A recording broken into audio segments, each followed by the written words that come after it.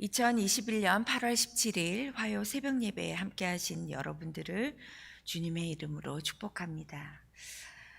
어제 저의 목사 안수식에 참석해 주신 성도님들께 진심으로 감사드립니다. 함께 축하해 주시고 또 기뻐해 주시고 기도해 주셔서 제가 몸둘 바를 몰랐습니다. 힘들 때 함께 울어주시고 또 기쁠 때 함께 기뻐해 주는 여러분들이 계셔서 정말 행복한 시작을 할 수 있었습니다. 진심으로 감사드립니다. 오늘 본문 함께 나누실 하나님의 말씀은 요한복음 6장 16절에서 21절까지 교독하시겠습니다. 제가 먼저 읽겠습니다. 저물 때 제자들이 바다에 내려가서 배를 타고 바다를 건너 가버나움으로 가는데 이미 어두웠고 예수는 아직 그들에게 오시지 아니하셨다. 큰 바람이 불어 파도가 일어나더라. 제자들이 노를 저어 시별이 긴가하자 예수께서 바다 위로 걸어가되 가까이 오심을 보고 두려워하며 이르시되 내니 두려워하지 말라 하신대. 이에 기뻐서 배로 영접하니 배는 곧 그들이 가려던 땅에 이르렀더라. 아멘. 갈릴리에서 오병이어의 기적을 행하신 예수님께서 잠시 후 제자들로 하여금 먼저 배를 타고 갈릴리 호수의 건너편에 위치한 가버나움으로 가도록 지시하신 내용입니다. 아마도 기적을 행하신 예수님을 세상의 임금으로 삼으려는 무리들을 따돌리시려고 그러신 것 같습니다. 사람들은 예수님을 기적의 초능력자로 알고 자기들을 로마의 신음에서 건져내줄 정치적 메시아로 알았기 때문에 예수님은 그런 무리들로부터 벗어나고 싶으셔서 산으로 가셨습니다.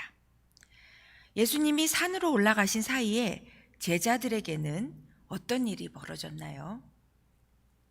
큰 바람이 불고 파도가 심하게 일어나서 제자들이 타고 있는 배는 거의 파선일보 직전의 위기에 처하게 됩니다. 여기서 큰 바람이란 돌풍이었겠죠. 큰 여객선 정도였다면 배가 크게 요동치지 않았겠지만 그 당시 제자들이 탔던 배는 동력이라고는 노밖에 없었고 나무로 만든 배였기 때문에 돌풍으로 배가 전복될 수 있는 엄청난 위험한 상황에 노출된 것입니다. 우리는 여기서 아무리 예수님의 제자라고 할지라도 고난은 찾아올 수 있구나. 또 예수님을 믿든 안 믿든 고난은 죄로 물든 죄인들에게는 필연적으로 오는 것을 알 수 있습니다. 그 고난을 믿음으로 이겨나가는 것이 바로 우리 그리스도인들이 감당해야 하는 일인 것입니다. 죄악이 만연한 세상에 사는 그리스도인에게 어려움이 없다면 그게 믿음의 삶일까요? 고통이 없게 해주세요. 고난이 오지 않게 해주세요. 늘 평탄하게 해주세요. 라는 기도 대신에 고통 속에서도 믿음 잃지 않고 믿음으로 이기며 나가게 해주세요. 고난을 피하지 않고 담대히 이겨나갈 수 있는 용기를 주세요. 평탄한 삶이 아니어도 평안함을 유지할 수 있는 믿음의 여유를 주세요라고 기도하는 저와 여러분이 되시기를 바랍니다. 예수님은 우리의 고난을 없애주시기보다 그 고난 속에서 우리와 함께 하시는 분이기 때문에 고난을 믿음으로 이겨나갈 수 있도록 능력도 주시는 줄 압니다. 그런데 본문의 제자들은 고난이 없기만을 기도하고 고난을 피하려고만 했기에 물 위로 걸어오는 그 예수님을 보고 그것을 유령으로 생각했던 모양입니다. 예수님께서 오병이어 사건을 통해서 창조주이심을 드러내고 그 사역에 동참했던 제자들이었는데도 불구하고 예수님을 단지 자신의 필요만을 채워주는 분으로만 생각했기 때문에 물 위로 걸어오시는 예수님을 몰라보고 두려워했습니다. 마가복음에서는 제자들이 사경, 즉 새벽 3시부터 6시까지 이 갈릴리 바다 한가운데에서 벗어나지 못하고 폭풍과 사투를 벌였다고 말합니다. 마가복음 6장 48절을 보시겠습니다.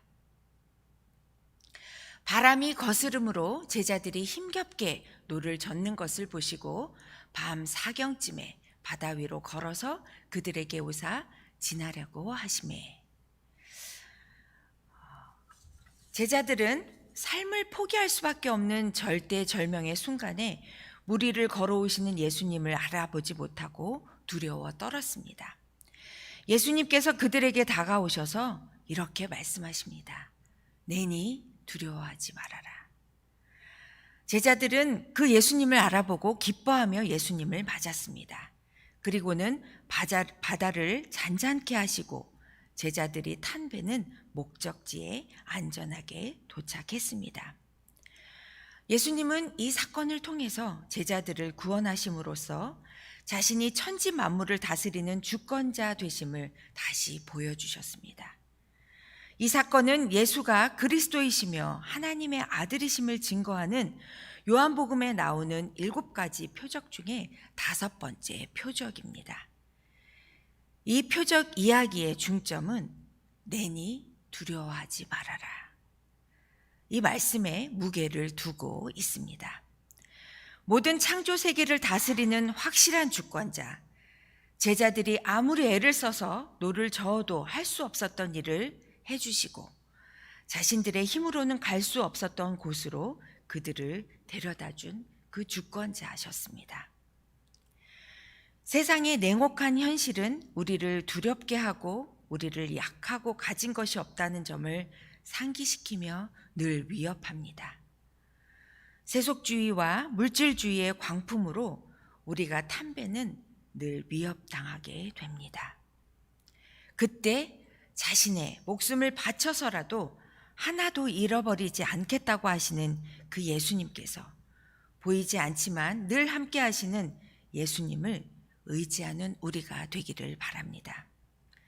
그분은 천지를 지으신 창조주시고 창조 세계의 주권자이시기 때문입니다. 20세기 최고의 신학자로 꼽히는 제임스 패커 박사님이 쓰시는 하나님을 아는 지식이라는 책을 읽어보신 분들이 많은 줄 압니다. 이 책은 하나님의 속성과 그 속성이 우리 삶에 미치는 영향에 대한 성경적 교리를 우리 시대의 필요에 맞추어서 새롭게 풀어쓴 성경 주해서입니다. 하나님을 아는 지식을 경이로움과 또 기쁨을 전해주는 책이 바로 이 하나님을 아는 지식입니다. 저도 11년 전에 미국에 오자마자 그 나약 신학교의 첫 수업 그 내용이 그 과목이 성령 목회론이었는데 바로 이때 이 Knowing God, 하나님을 아는 지식, 이 책을 가지고 공부를 했었습니다. 그때는 영어로 공부하는 것도 어리둥절한데 이 책이 굉장히 어렵게 느껴졌습니다. 정말 그때를 생각하면 지금도 진땀이 날 정도로 이 책을 공부하면서 참으로 저에게는 어려운 시간이었습니다. 그런데도 불구하고 10년이 훌쩍 지난 지금의 그 책 가운데 정말 명확하게 기억나는 그 부분이 있습니다. 제임스 패커 박사님은 이렇게 말씀하셨습니다. 만일 한 사람이 기독교를 얼마나 이해하는지 판단하기를 원한다면 그가 하나님의 자녀라는 생각과 하나님을 아버지로 둔다는 생각을 얼마나 많이 하는지 찾으면 됩니다. 만일 그것이 그의 예배와 기도 그리고 인생 전체를 유도하고 통제하는 것이 아니라면 그는 기독교를 전혀 이해하지 못하고 있다고 이해하면 됩니다. 여러분들은 기독교를 얼마나 이해하고 계십니까? 하나님의 자녀됨과 그 하나님이 나의 아버지로 된다는 생각을 여러분들은 그 생각이 여러분들을 사로잡고 있기를 원합니다. 그럴 때 우리의 예배와 기도 그리고 우리의 인생관이 하나님으로 인해서 인도되어진다는 사실을 믿고 나아가는 저와 여러분이 될 줄로 믿습니다. 이 시간도 하나님께서는 우리와 함께 계십니다. 내니 두려워하지 말라. 이 음성을 붙들고 오늘도 주 안에서 승리하는 저와 여러분이 되시기를 축복합니다. 기도드리시겠습니다.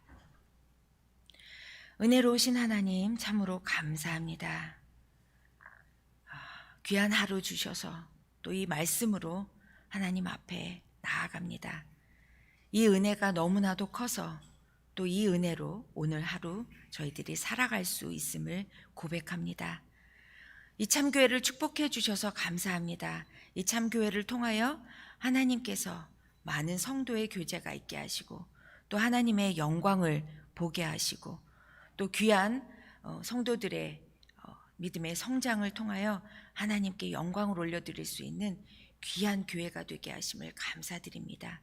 이 교회를 통하여 저희들이 더욱더 하나님과 가까워지는 그런 믿음의 공동체가 될 수 있도록 인도하여 주시옵소서. 각 곳에 흩어져 있는 우리의 지체들을 주님 오늘도 동행하여 주시고 그들의 삶 가운데 주님께서 내니 두려워하지 말라 말씀하시는 그 말씀으로 우리 성도들 모두 승리하며 이기며 나아갈 수 있도록 도와주시옵소서. 오늘 갖고 나온 많은 기도의 제목들을 주님 앞에 올려드립니다. 이 기도를 통하여 주의 영광이 나타나게 하시고 이 기도를 통하여 주님의 선한 사역이 앞당겨질 수 있도록 인도하여 주시옵소서. 감사드리며 이 모든 말씀 우리 주 예수님의 이름으로 기도드립니다.